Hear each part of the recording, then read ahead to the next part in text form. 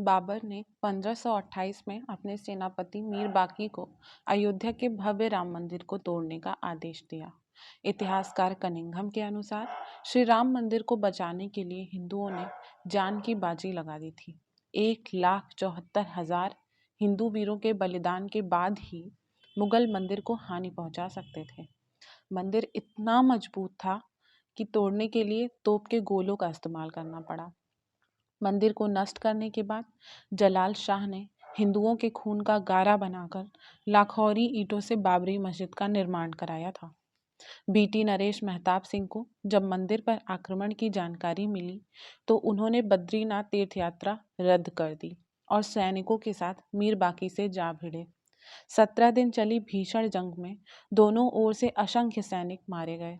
अंत में महताब सिंह समेत राम भक्त वृद्ध केसरी भी वीर गति को प्राप्त हुए। हसवर रियासत के राजा रणविजय सिंह के कुल पुरोहित देवदीन पांडे ने 70,000 योद्धाओं के साथ बाबर की सेना से श्री राम जन्मभूमि के लिए संघर्ष किया। युद्ध में बुरी तरह घायल हो जाने के बावजूद भी अनेक मुगल सैनिकों को मौत के घाट उतारा और अंत में वीर गति को प्राप्त हुए। जब राजा रणविजय सिंह को अपने पुरोहित की मृत्यु का समाचार प्राप्त हुआ तो उन्होंने अपनी पत्नी को सत्ता सौंप 25,000 सैनिकों को लेकर राम जन्मभूमि को मुक्त कराने के लिए निकल पड़े और वीर गति को प्राप्त हुए।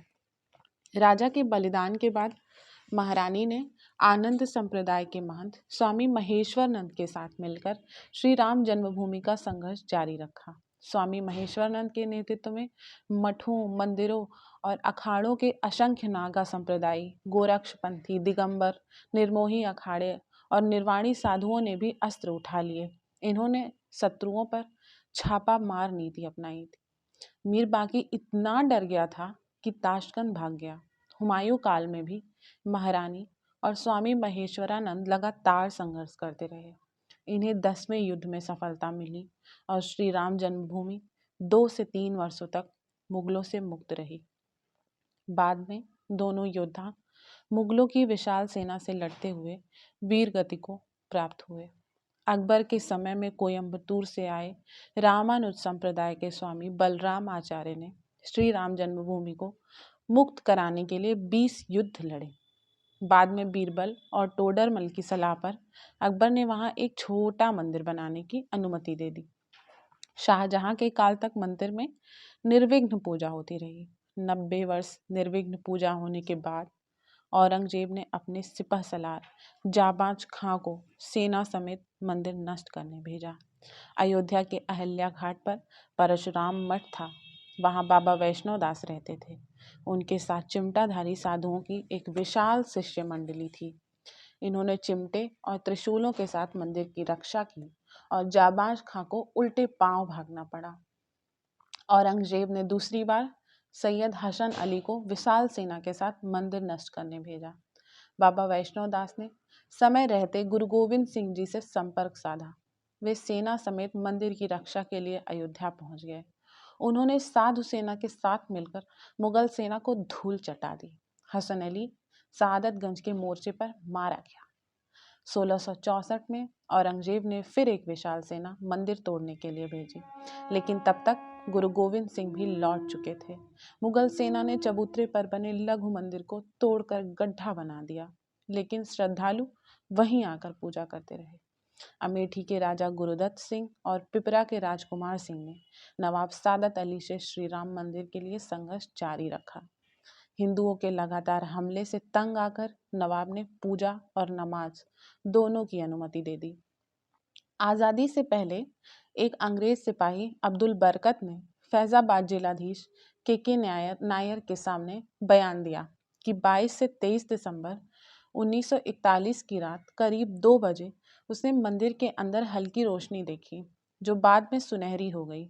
उसके बाद घुंघराले बालों वाले 4 से 5 साल के एक सुंदर बालक को देखकर हैरान हो गया। थोड़ी देर बाद वो देखता है कि मुख्य द्वार का ताला टूटा हुआ है और मस्जिद में हिंदुओं की भीड़ एक सिंहासन पर मूर्ति रखकर पूजा कर रही है। राम मंदिर आंदोलन के दौरान मुलायम यादव ने कहा था कि विवादित ढांचे पर परिंदा भी पर नहीं मार सकता। 30,000 से ज्यादा सुरक्षाकर्मी अयोध्या में तैनात कर दिए थे, लेकिन कोठारी बंधु राजकुमार उम्र 23 साल और शरद कोठारी उम्र 20 साल राम मंदिर के प्रति इतने समर्पित थे कि 200 किलोमीटर का रास्ता उन्होंने पैदल ही तय कर लिया, क्योंकि अयोध्या जाने वाले सभी साधन रोक दिए गए थे। 30 अक्टूबर 1990 को विवादित ढांचे पर सबसे पहले चढ़ने वाला युवक शरद कोठारी था। फिर बड़ा भाई राजकुमार कोठारी भी ढांचे पर चढ़ गया और भगवा ध्वज लहरा दिया। इसी बीच इन कोठारी बंधुओं को गोली लग जाने के कारण वीर गति प्राप्त हुई। श्री राम जन्मभूमि मंदिर के पक्ष में सुप्रीम कोर्ट से फैसला आने के बाद अयोध्या व आसपास के 105 गांवों के सूर्यवंशी क्षत्रिय परिवारों ने 500 साल बाद सिर पर पगड़ी और पैरों में चमड़े के जूते पहनकर अपना प्रण पूरा किया।